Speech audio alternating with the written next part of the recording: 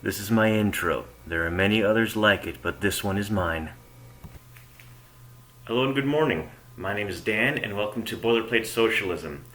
I'm married, I'm going to school, and I own a cat, but you can't see her right now. I'm here because I'm a Marxist-Leninist and a communist, and I want to share that with the world. I have no expectations this will become financially successful or very popular, but I believe in what I do. I hope you'll have fun with me, maybe even learn a few things along the way.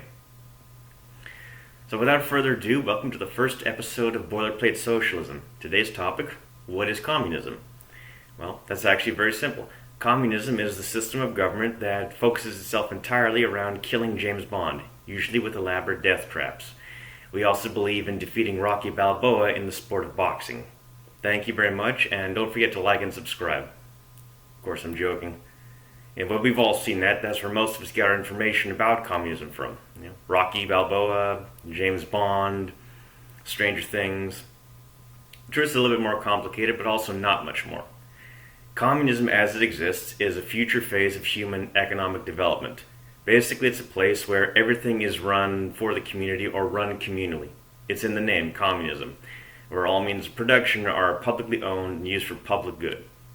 Under this system, people would work as much as they could and get as much as they need. That really is the long and short of it.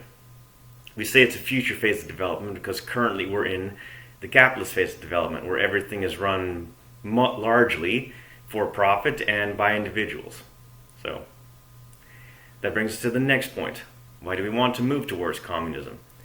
Well, look out the window. As a millennial, I've seen my living standards decline over the last 30-odd years. Everywhere in the Western world where capitalism holds sway, you can see declining standards of living. You can see inflation, poverty, homelessness. You see the social safety net being slashed.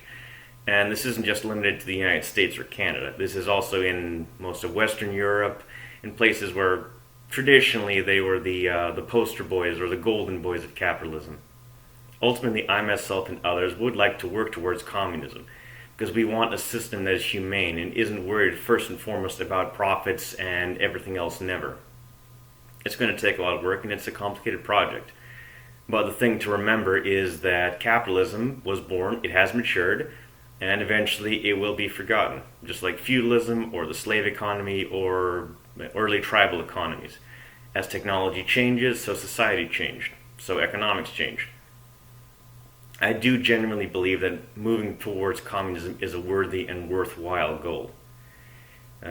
I'm a big science fiction fan. I watch the Alien movies, I watch Blade Runner, and these are great critiques of capitalism, but they're only critiques. People have been critiquing it for about 300 years.